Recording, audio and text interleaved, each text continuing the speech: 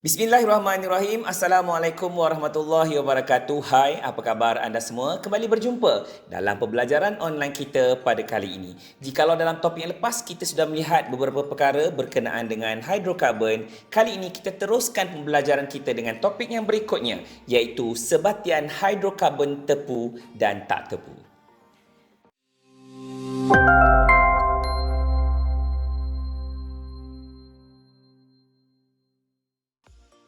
Okey, kita dah belajar dalam pembelajaran lepas, hidrokarbon adalah molekul yang terdiri daripada karbon dan hidrogen saja. Jadi, sebatian hidrokarbon ni sebenarnya kita boleh bagikan kepada dua jenis. Apakah dia? Yang pertama ialah sebatian hidrokarbon tepu dan yang kedua sebatian hidrokarbon tak tepu. Okay. Hidrokarbon tepu ini apa maksud dia? Sebatian ni molekul dia hanya mempunyai ikatan kovalen tunggal antara semua atom karbon dengan atom karbon yang lain. Dan apakah pula maksud sebatian hidrokarbon tak tepu? Sebatian hidrokarbon tak tepu ialah mempunyai sekurang-kurangnya satu ikatan kovalen ganda dua antara karbon dengan karbon. Faham ke tidak? Okey, saya bagikan contoh dua molekul yang ini, okey, yang kiri dan kanan. Jikalau anda dapat lihat, molekul sebelah kiri hanya punya ikatan tunggal antara karbon, maka ia merupakan satu molekul hidrokarbon tepu. Manakala di sebelah kanan pula terdapat satu ikatan kovalen ganda dua antara atom karbon, menunjukkan hidrokarbon tersebut adalah hidrokarbon tak tepu. Okey, selepas kita melihat apakah yang dimaksudkan dengan sebatian hidrokarbon tepu tak tepu sebentar tadi, ada satu lagi perkara yang perlu anda tahu, iaitu siri homolog. Apa yang dimaksudkan dengan siri homolog? Siri homolog ini merupakan satu kumpulan sebatian organik tertentu yang mempunyai sifat kimia yang hampir sama. Okey, antara contoh siri homolog yang perlu anda tahu ialah alkana dan juga alkena. Mari kita lihat apakah itu alkana dan alkena. Okey, ada dua siri homolog yang ingin saya ceritakan kepada anda, iaitu alkana dan juga alkena. Apakah itu alkana? Alkana merupakan satu sebatian hidrokarbon tepu yang setiap atom karbonnya hanya mempunyai ikatan kovalen tunggal dengan atom karbon yang lain. Berbeza dengan alkena. Alkena pula merupakan satu sebatian hidrokarbon tak tepu. Kerana apa? Kerana molekul alkena ini dia ada satu ikatan kovalen ganda dua antara atom karbon dengan atom karbon yang lain. Sebagai contoh, molekul yang sebelah ini adalah contoh molekul alkana. Sebagaimana dapat dilihat, semua ikatan tunggal, tetapi molekul yang di sebelah sini pula, ini adalah contoh molekul alkena yang jikalau diperhatikan dengan betul ada satu ikatan ganda dua antara atom karbon dengan atom karbon. Okey, baiklah, sekarang kita ingin belajar untuk melukis. Bagaimana kita nak melukis molekul alkana dan juga alkena. Okey, kita mulakan kalau molekul tersebut mempunyai dua atom karbon. So, kita mulakanlah.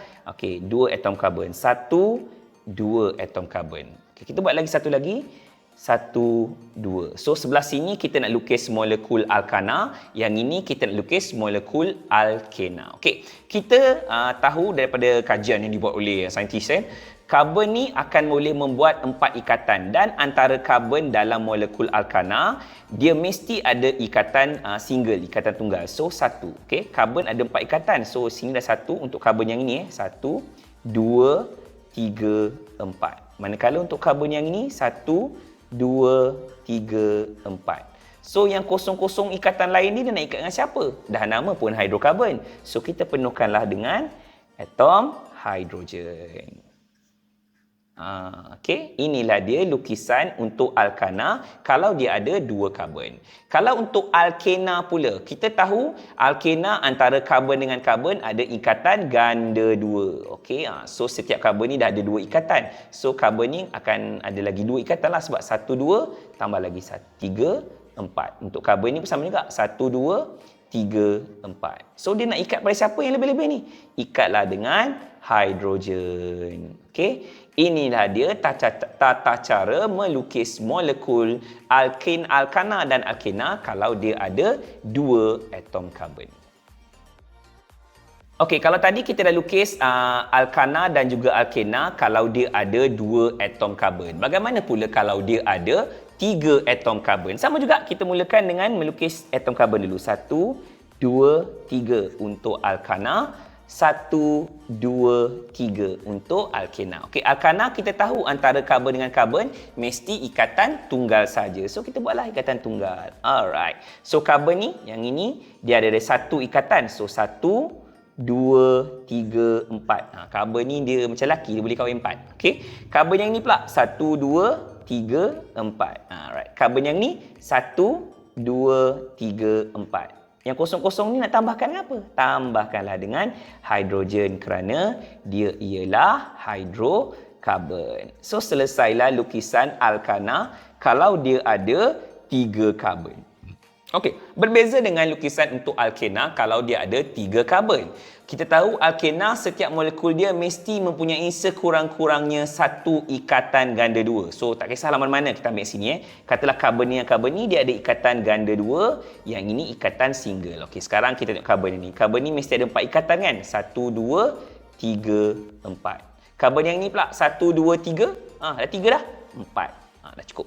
Yang ini pula 1, 2, 3, 4. Okey, yang kosong-kosong kita tambahkan dengan apa? Tambahkanlah dengan hidrogen.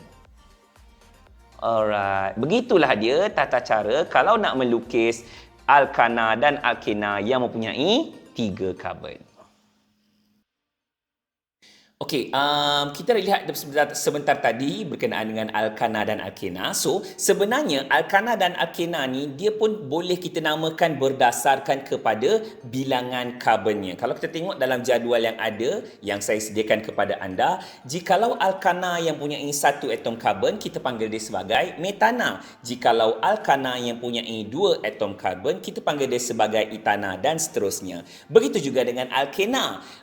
Jikalau ada 2 atom karbon, kita panggil sebagai etina. Jikalau ada 3 atom karbon, kita panggil dia sebagai propena dan seterusnya sebagaimana jadual yang telah saya tunjukkan.